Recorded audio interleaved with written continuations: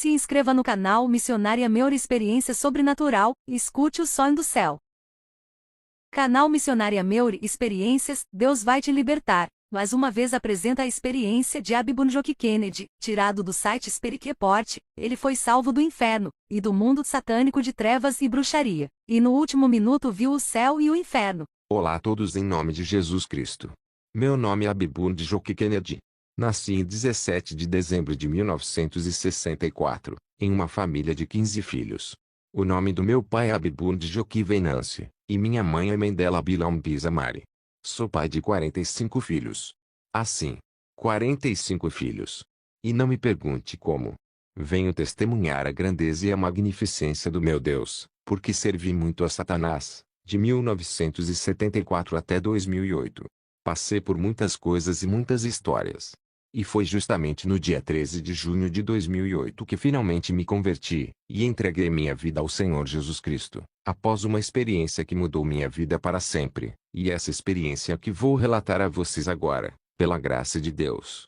Tudo começou com uma doença misteriosa que sofri na infância, aos 10 anos, em 1974, depois que perdi 12 dos meus irmãos e irmãs para feitiços malignos lançados por bruxos, dos 15 que éramos, em apenas 6 meses. De lá, meu pai, que acreditava estar tentando salvar minha vida, me levou a um curandeiro, onde passei 6 meses no mundo aquático e outros 6 meses isolado em uma gaiola hermeticamente fechada porque era parte do meu processo de cura. E cada uma dessas duas experiências pareceu que eu tinha passado apenas um dia lá. Durante todo esse tempo, não comi nem bebi nada por 6 meses vezes 2, então 12 meses que são iguais a um ano. Saindo de lá, eu me tornei diretamente um curandeiro, depois um feiticeiro. Posteriormente, toquei em muitas outras práticas ocultas e satânicas, como a magia branca, graças à minha aliança com o espírito da sereia chamado Mamiwata. Também mergulhei na magia vermelha, magia negra e a lista continua. Em suma, eu realmente simpatizei com Satanás, o diabo, de 1974 a 2008.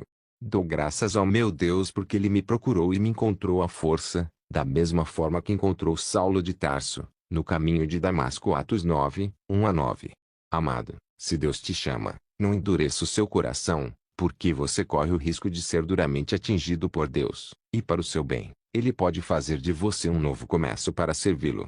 Não espere até ficar um caco como eu, porque depois passei por 13 cirurgias, e ali me sinto muito diminuído fisicamente, só porque fui teimoso o tempo todo em que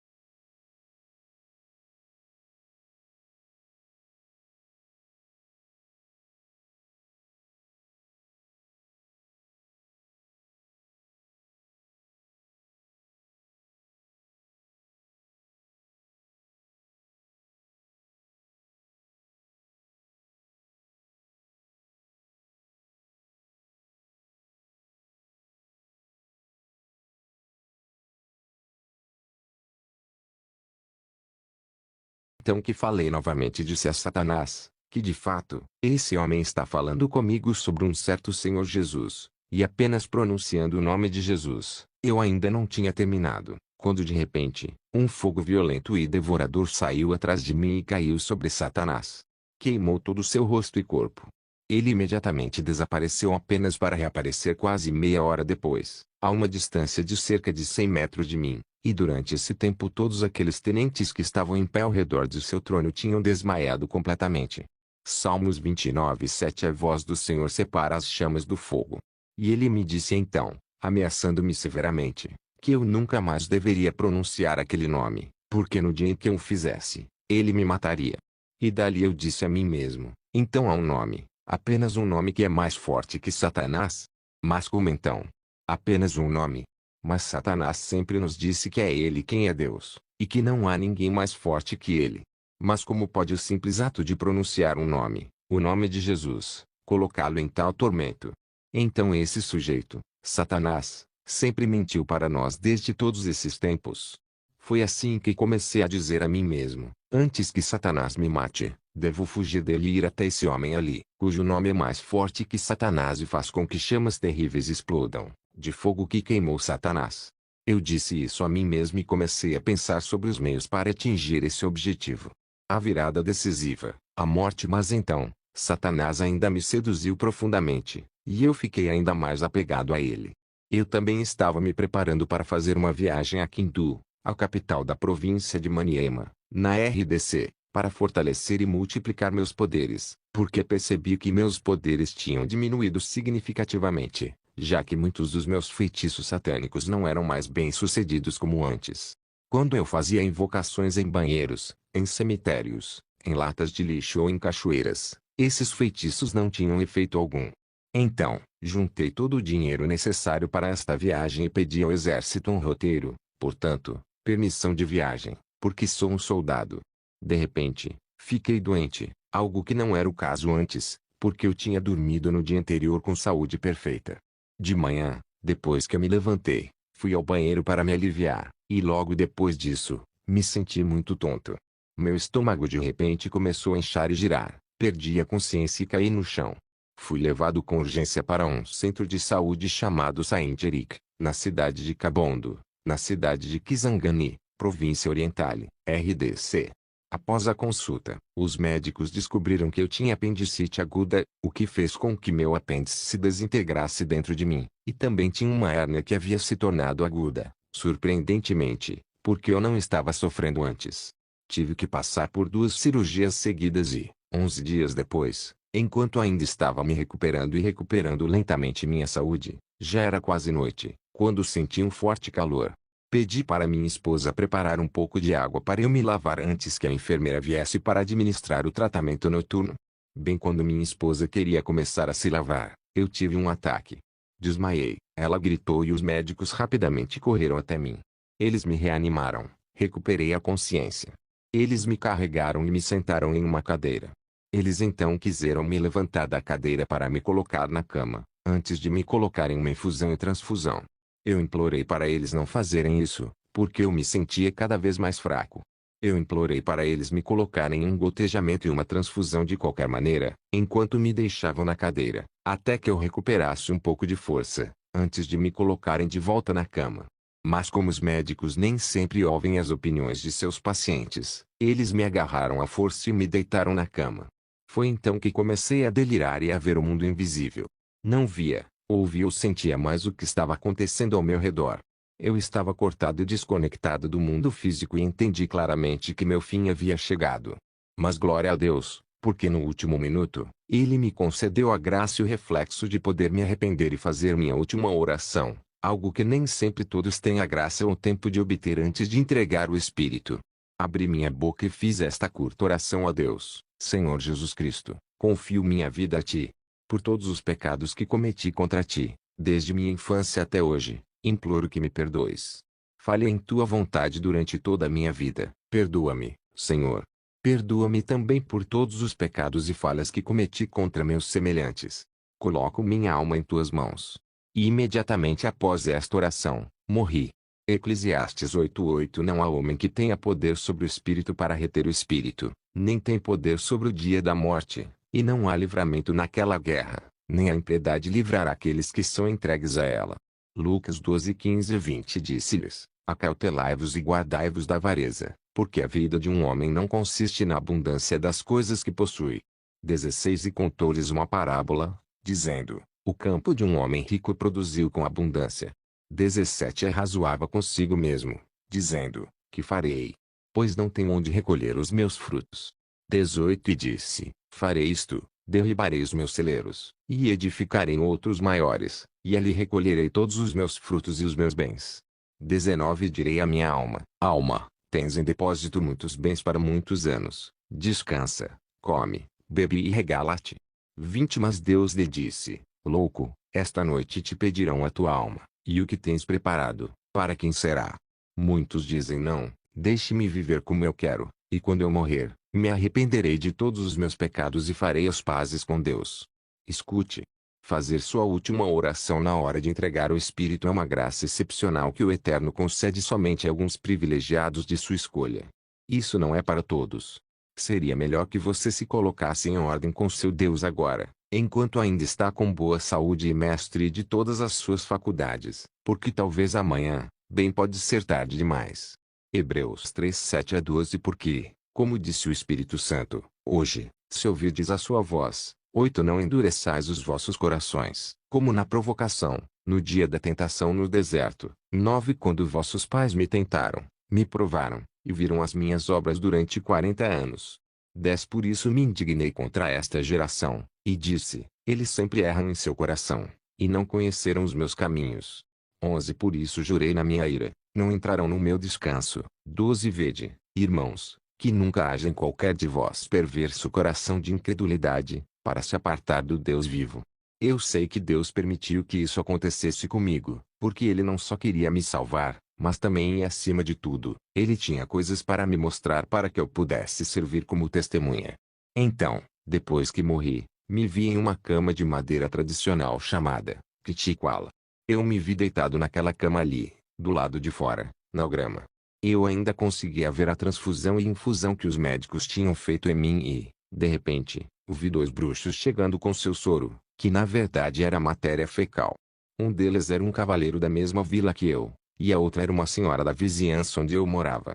Ambos estavam literalmente bombeando misteriosamente a infusão e transfusão que estava em mim, e estavam prestes a começar a enfiar seu próprio soro maligno no meu dedão do pé direito, feito de matéria fecal.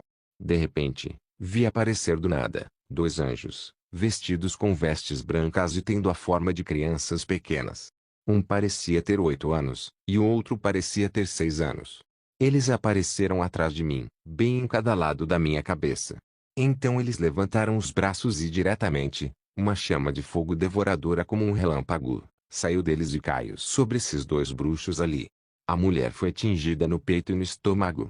Ela estava rolando no chão gritando, e o homem foi atingido nas pernas. Ambos estavam queimando e gritando de dor séria, enquanto rolavam no chão. Essa mulher morreu alguns dias depois, devido às queimaduras, e ela teve tempo de confessar que era por causa do que estavam tentando fazer comigo que ela iria morrer, e o Senhor permaneceu incapacitado até hoje, com as pernas completamente atrofiadas. Hebreus 12:29 Porque o nosso Deus é um fogo consumidor. Esses 2 anjos então me levantaram da cama e me fizeram levantar, e eu fui embora com eles. O pesado fardo, 2 caminhos e a ponte misteriosa, mas eu rapidamente percebi que estava carregando uma carga enorme, cujo peso era realmente esmagador nas minhas costas, de modo que era muito difícil para mim andar. Não sei por qual mistério, mas eu podia perceber claramente que nesse grande fardo, havia todos os tipos de coisas impuras, garrafas de cerveja, resíduos de cigarro, matéria fecal, animais impuros e pássaros de todos os tipos, incluindo corujas, tartarugas, cobras, caracóis, sapos e até fogo.